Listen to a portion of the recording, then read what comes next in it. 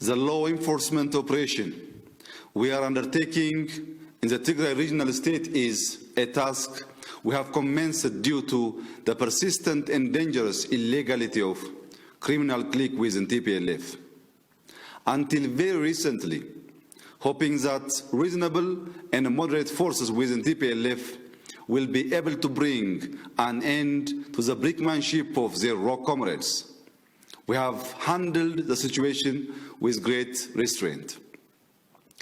The federal government had every right to deploy federal security forces and use force in order to apprehend those implicated in massive corruption and gross human rights violation. However, we and other independent entities continue to urge the regional government for months to respect and enforce federal laws. These calls were unheeded. The patience we have shown to the criminality within TPLF has entailed a huge cost. The treasonous massacre perpetrated last week against our men and women in uniform of the Northern Command was carried out while they were at their most vulnerable, in their pajamas and among those who they thought were their peers. Such a treasonous act left us no option but to mobilize our law enforcement and defense machinery in an operation intended to end the prevailing lawlessness in the region. Considering the complexity of this law enforcement operation in the Tigray region, in the past few days, we have been able to accomplish the following three key milestones. Firstly, last week, the House of Federation invoked the constitutional authority under Article 62(9) and Proclamation 359/2003. Accordingly, it instructed the federal government to take all necessary measures to reverse the state of affairs in the Tigray region that are posing a grave danger to the constitutional order. This included the establishment of a provisional administration within the region, which I am pleased to share is being put in place as several towns come under control of the State of Emergency Task Force. Secondly, the heroic Ethiopian National Defense Forces foiled and repelled the plan of the TPLF clique from taking control some of the military bases and depots of the Northern Command. We have also been able to neutralize the heavy and long-range weaponry that the criminal elements within TPLF managed to acquire previously. The National Defense Forces' liberation of the western part of Tigray from TPLF's grip is a victory for the Ethiopian soldiers of the Northern Command that faced gruesome and fatal attacks. It is a victory for the innocent civilians of my cadres that were brutally massacred by TPLF forces this week. It is a victory for the peace-loving and hard-working people of Tigray who have been isolated from their fellow Ethiopians through the unceasing hate and fear propaganda of TPLF. Thirdly, it is also to be recalled that the federal government had launched several criminal investigations and brought charges for serious crimes in which the TPLF clique have been implicated. In order to ensure that a culture of impunity will not become the norm, we have continued to exert great effort to identify and apprehend those who have been involved in corrupt transactions and those that need to be held accountable for their crimes will soon be brought to justice. Overall, our concerted effort to ensure that rule of law will prevail in the Tigray region also focuses on recent crimes committed against the National Defense Force, the Republic, as well as the constitutional order. It should be noted that outrage against the Constitution or the constitutional order armed rebellion, attacks against the political integrity of the state, impairing the defensive power of the state, and high treason are all serious crimes under the laws of our land. There is ample ground to believe that the statements, decisions, and acts of key figures within the TPLF could amount to a violation of provisions of the criminal code that prohibits such conduct. Investigations regarding these crimes are currently underway, and those suspected of committing any of these crimes will be apprehended. We are confident that in a relatively short period of time, we will accomplish our objectives and create a conducive environment for life to return to normalcy for our citizens in Tigray. We will exercise due care to protect law-abiding and peaceful citizens from being harmed by oppression we are undertaking. Ultimately, this rule of law enforcement operation will enable sustainable peace and stability throughout the country. When a wave of popular protesters swept Ethiopia and ushered a new political dispensation in April 2018, one of the key pillars of the reformist agenda of my new administration was upholding the rule of law.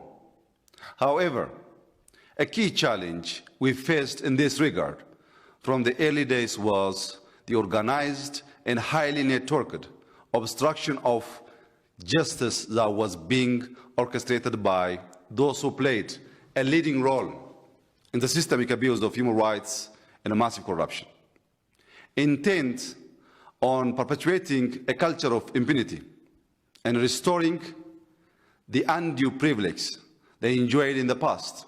The TPLF old guards have continuously mounted both covert and overt attempts to undermine the people of Ethiopia and our new administration.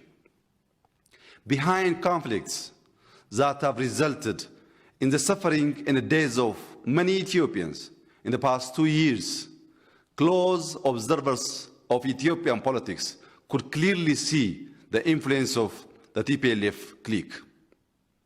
They sponsored, trained, and equipped any force that was willing to engage in violent and illegal acts to derail the transition. Their objective was clear: to make the country ungovernable by instigating clashes along ethnic and religious lines, to sow division and discord so that the democratic transition will lose its momentum. In efforts to bring to justice these conflict entrepreneurs, arrest warrants by federal courts were ignored in an open contempt for the rule of law. Fugitives from the law assumed official party and state government positions within the Tigray region, and serial obstruction of justice became the hallmark of the TPLF. For more than 2 years, the federal government opted for maximum restraint, even though it was being criticized by citizens, including by the federal parliament, for not taking more measures to apprehend fugitives from law that were at large in the Tigray region. Unfortunately, the responsible and restrained approach of the federal government was perceived as weakness by the fugitives and their clique. When the general election that was scheduled for this year was postponed to 2021 due to COVID-19 through constitutional interpretation and decision of the House of Federation, the TPLF doubled down on their unconstitutional assertion, and in a blunt violation of the Constitution, TPLF adopted its own illegal electoral law, an illegal electoral commission, and conducted an illegal election in which it won all the seats in the regional council. TPLF's illegal acts did not end there. It also undertook a massive military build-up with the objective of intimidating the Ethiopian people and government. Siphoning of funds aimed at aid and development. TPLF has been preparing for this eventuality since 2018. They organized and drafted irregular militias, not even sparing underage recruits. The regional administration increasingly showed its contempt to federal laws, including the Constitution, and continued pushing a half-cooked de facto statehood thesis. The fugitives within the TPLF have been determined to trigger an armed conflict by attacking the northern command of the Federal Armed Force stationed in the Tigray region earlier this week, intending to take control of its mechanized weaponry and capability. Few days prior to this attack, the regional administration of Tigray publicly declared that they can dictate terms regarding personnel change and movements of the Northern Command, compromising the integrity of the National Defense Force. No federation and constitutional order can tolerate such illegality. That's why the federal government is compelled to undertake a law enforcement operation to defend and protect the constitutional order and uphold the rule of law. A democratic and pluralistic Ethiopia cannot exist without the rule of law. Rule of law, especially in a federal arrangement, requires that both regional states and federal governments respect the constitutional division of power. It is in accordance with this constitutional provision and its duty to enforce federal laws across the whole country that the federal government is undertaking a strategic operation to end impunity and criminality. The federal government counts on all who advocate for justice and rule of law to support this effort. I personally call upon the international community to understand the context and the consistent transgressions by the TPLF clique that have led the federal government to undertake this law enforcement operation that aims to once and for all put an end to impunity and forces aimed at destabilizing the country as well as the region. The Ethiopian people have paid a big price thus far for the criminality of belligerent cliques. Now, we all deserve peace and stability, and this operation aims to end the impunity that has prevailed for years. There should not be any mistake made in treating the federal government as equal with criminal groups. The Constitution mandates the federal government to uphold the rule of law, and to that task we remain committed. Through the instrumentality of a state of emergency, with utmost care for the overall well-being, safety, and security of our citizens in the regional state, the federal government will see through the law enforcement operation it has commenced.